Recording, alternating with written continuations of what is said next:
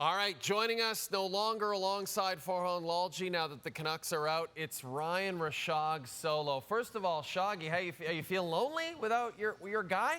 Yeah, I miss him. I texted him 3-4 times today, and his phone must be off. So, but I miss the big guy for sure. Yeah, we all do. But we're excited, buddy, because you had the 5-game series in the first round with the Kings. You had the 7-game grind in round 2 against the Canucks. And you wonder how much of a toll that took on the Oilers. But now you have this mighty Dallas Stars team. How different of a challenge, Ryan, will this be in the Western Conference Final? Yeah, this will be kind of next level, Jay. I mean, all due respect to the Canucks, this Dallas Stars team generally considered, throughout its lineup to be one of the deepest, if not the deepest teams in the entire National Hockey League. They had just a pile of 20-goal scorers this season. They've got young guys that can skate and young guys that can score and old guys that can score and hit. And throughout their lineup, they throw a whole bunch of different threats at you.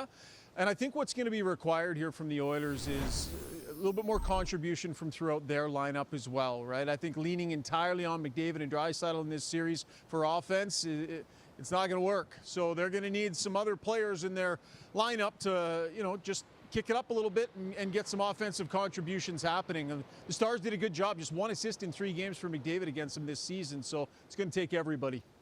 And, the odds reflect that, Brian, how good Dallas is. They're the favorites in this series. But is there an area in this Dallas team that the Oilers could potentially exploit?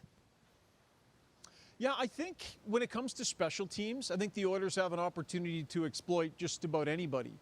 The Oilers' power play, although a little up and down in the last series, it's just so clutch.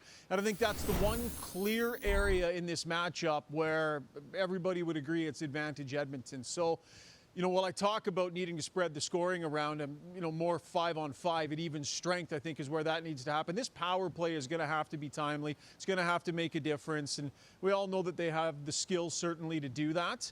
And their penalty kill, Jay, you could make the argument that they won that last round because of their penalty kill. Mm-hmm. And if their penalty kill can continue to play with the confidence that they have found in these playoffs, you'll recall they were perfect in the first round against the LA Kings. Then they were perfect in the last 3 games against the Vancouver Canucks. So special teams-wise, advantage Edmonton.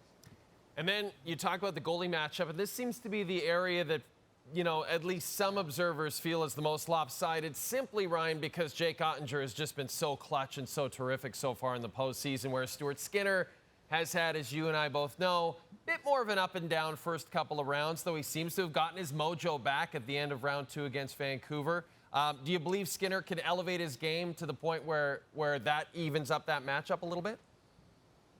Yeah, do I believe he can? I mean, I'm not going to stand here and bet against the guy from being able to do it. If there's one thing we've seen from Stuart Skinner, it's that when tough things happen, he has the ability to kind of regroup and then bounce back. Now, with that said, in last year's playoffs, tough things were happening over and over against Vegas, and he wasn't able to pull it out of the nosedive last year. So will he be able to this year? Well, in the first round, he had a hiccup, and then he locked it down for the rest of the series.